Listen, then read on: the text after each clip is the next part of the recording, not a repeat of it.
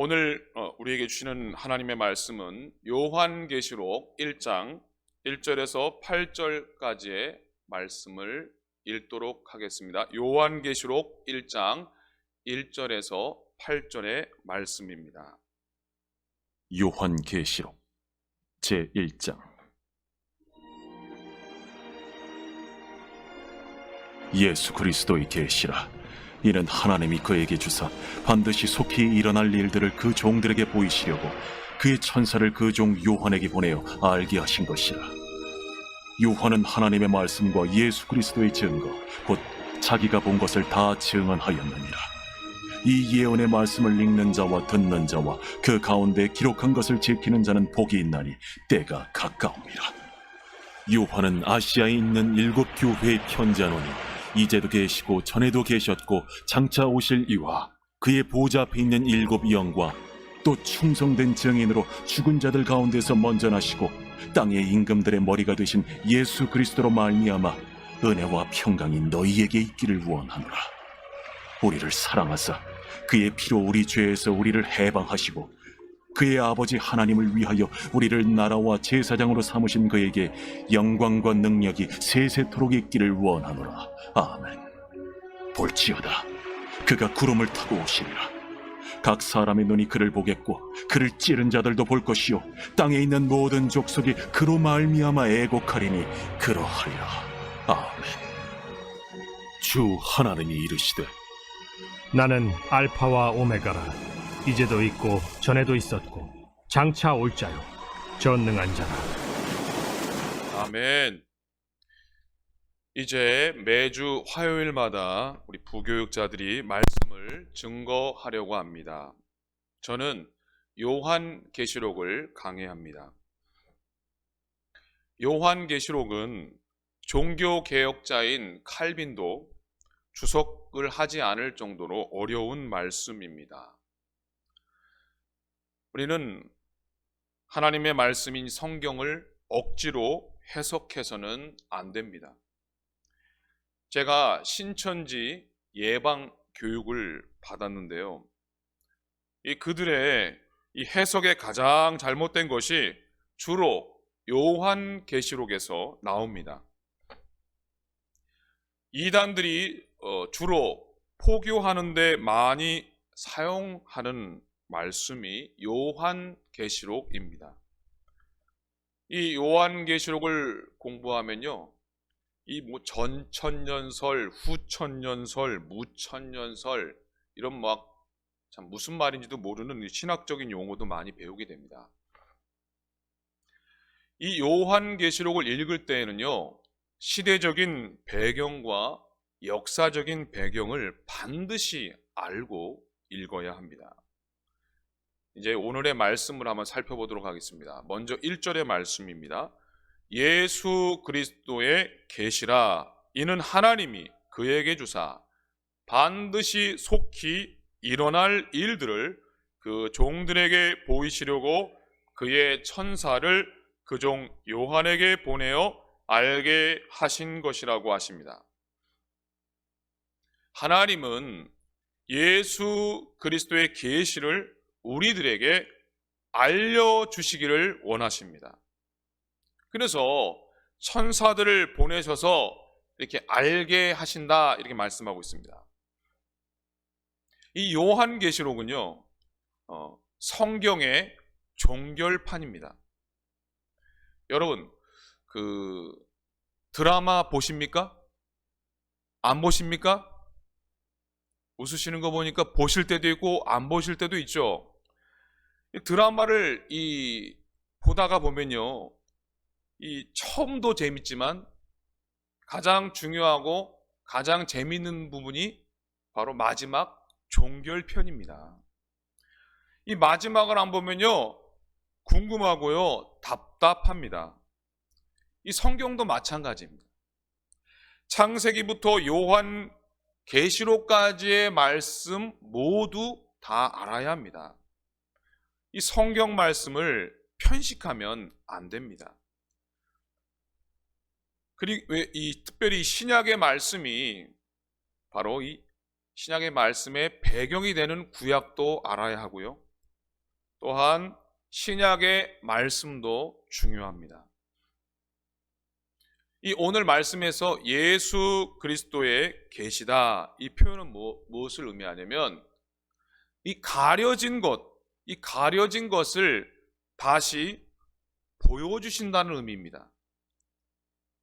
이것은 비밀인데 비밀을 열어서 보여주신다는 의미입니다. 마태복음 13장에 보면은 이 천국 비유가 나옵니다. 예수님이 많은 사람들이 모였을 때에 이 천국 이 비유를 알려주셨습니다. 근데 어떤 사람들은요, 고개를 기웃기웃 무슨 말씀하시나 궁금해합니다. 그리고 제자들 역시 예수님, 그 말씀을 좀 해석해 주세요 라고 부탁을 드립니다. 그때 예수님께서 제자들에게 해석을 해주시니까 제자들이 이해를 하게 되었습니다. 그러면서 이런 말씀을 하십니다. 마태복음 13장 11절입니다. 대답하여 이르시되 천국의 비밀을 아는 것이 너희에게는 허락되었으나 그들에게는 아니 되었나니. 자, 천국의 비밀을 아는 것이 허락된 자가 있고 허락되지 않은 자가 있다고 말씀하고 있습니다. 예수님 말씀 전하실 때에 한쪽 편에 앉아있는 자들이 있었습니다. 바로 서기관과 바리새인들이었습니다. 그들은 왜 천국의 비밀을 알지 못했을까요? 예수님께서 기적을 베푸셨는데 그들은 끝까지 예수님을 믿기보다는 예수님을 죽이려고 힘을 다했습니다. 왜 그랬을까요?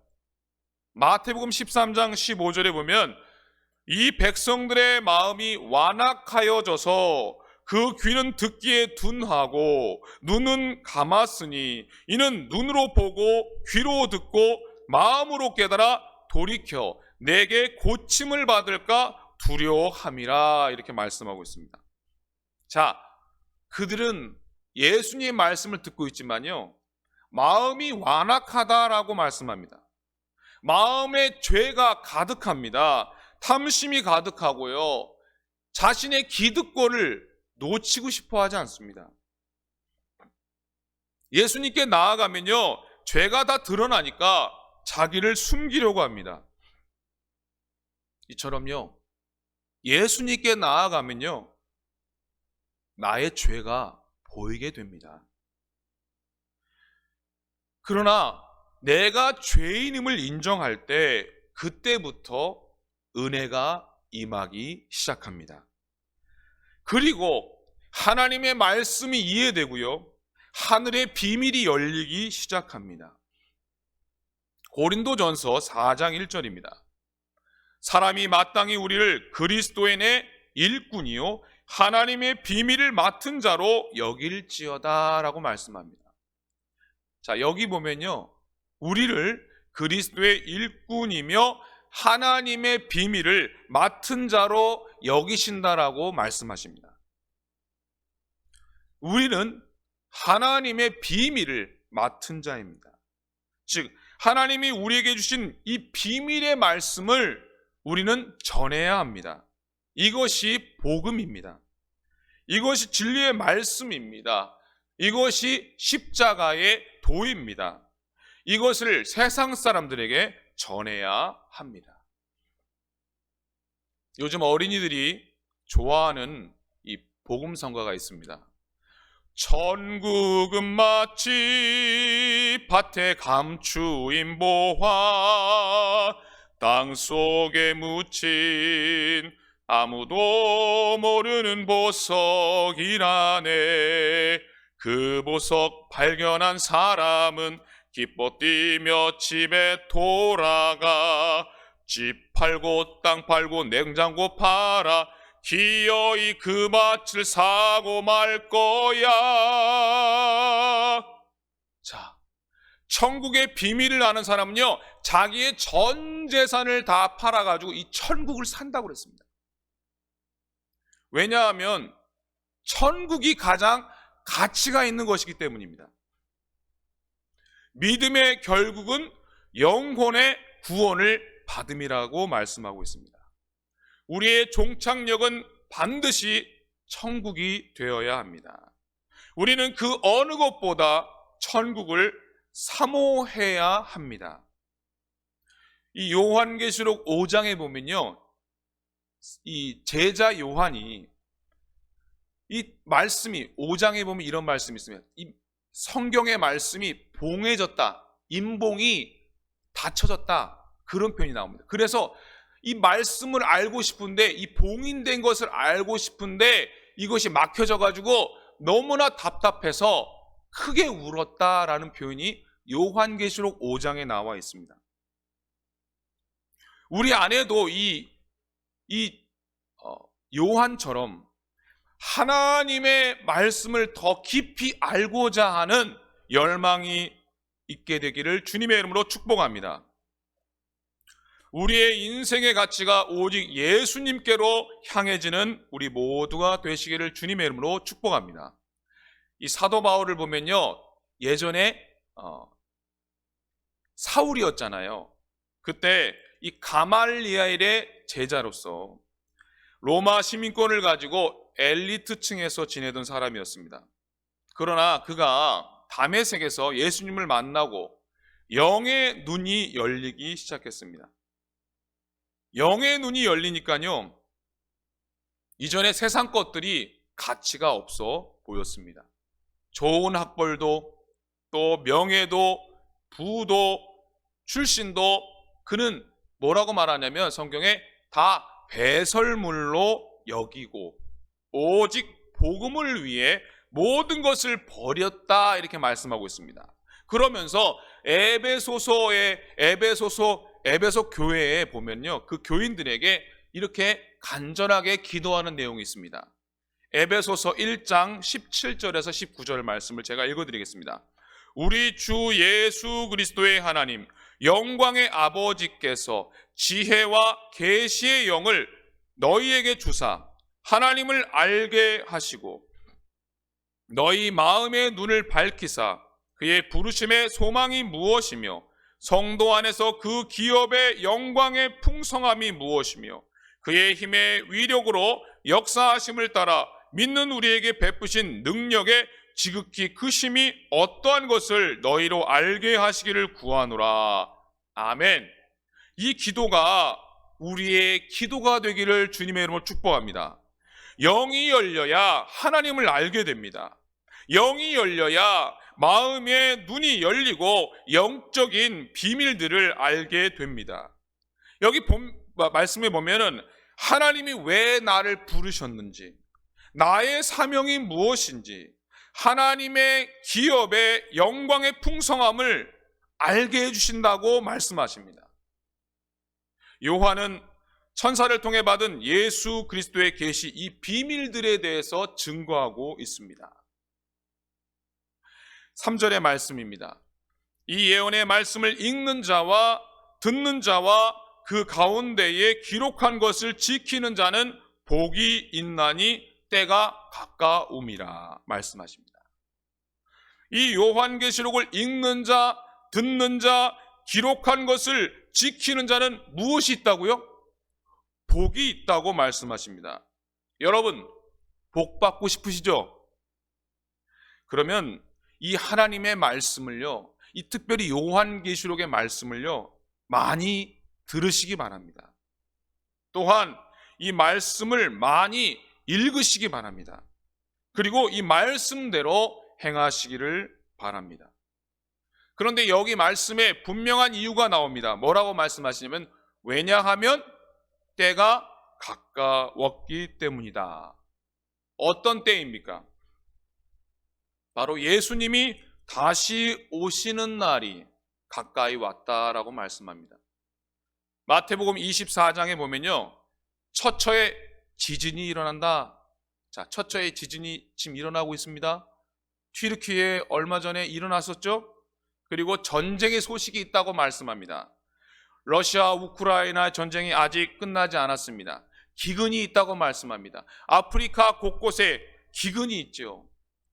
그리고 난리 소문들이 일어난다고 말씀합니다. 우리는요, 이러한 것들을 볼 때에 불안함으로 이것을 받아들이는 것이 아니라 하나님의 예언의 말씀이 이루어지는 것을 보면서 어떻게 해야 될까요?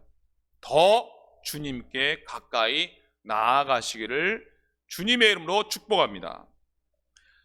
우리가 이 성경을 읽을 때에 이 성경 안에 반복되는 절이나 또 반복되는 단어들의 우리 유심히 그 반복되는 그 구절들을 유심히 살펴보아야 합니다. 이 4절 말씀과 8절 말씀이 약간 유사합니다. 4절에 보면 이제도 계시고 전에도 계셨고 장차 오실 이다 이렇게 표현하고 있습니다. 또 8절에 보면 이제도 있고 전에도 있었고 장차 올 자라고 표현합니다. 자, 이분이 누구시죠? 맞습니다. 예수 그리스도이십니다. 예수님이 머지않아 오시는데 전 세계에 있는 교회들이 깨어나서 다시 오실 주님을 기쁘게 맞이해야 한다는 말씀입니다. 우리 모두, 우리 각자가 다시 오실 주님을 기쁨으로 맞이하시기를 예수님의 이름으로 축복합니다. 오늘 말씀을 정리하겠습니다. 하나님은 우리가 예수 그리스도의 계시를 깨달아 알기를 원하십니다. 아까 읽었던 우리 바울의 기도처럼 우리 모두에게 지혜와 계시의 영을 부어주셔서 하나님을 깊이 알고 하나님의 뜻에 순종하게 되시기를 축복합니다. 영이 열려서 하나님의 신령한 은혜를 날마다 누리시기를 축복합니다. 이제 전 교인이 함께 153 성전 기도를 하고 있습니다. 우리가 열심히 기도하면서 또한 이 말씀도 열심히 읽으면서 또 우리가 더 하나님께 나아가면 좋겠습니다. 특별히 날마다 예수님과 동행하는 복된 하루를 실천하시기를 주님의 이름으로 축복합니다. 기도하시겠습니다. 사랑의 하나님, 너무나 감사를 드립니다. 이 시간에 주신 말씀을 가슴에 새기고 기도하면서 실천할 수 있도록 은혜를 더하여 주시옵소서. 153 성전 기도회를 진행 중에 있습니다. 담임 목사님의 영과 육을 강건하게 하시고 또 우리 모든 성도님들 한 분 한 분 함께 기도에 동참함으로 또 이번에 피택되는 모든 직분자들이 정말 하나님 앞에 잘 준비되어서 하나님께 영광 돌리고 교회를 위해 충성을 다하고 우리 교회가 더 크게 부흥될 수 있도록 역사하여 주시옵소서. 오늘 하루도 하나님과 동행하고 또 하나님 주시는 힘으로 승리하는 복된 하루가 다 되게 하여 주시옵소서. 예수님의 이름으로 기도드립니다. 아멘.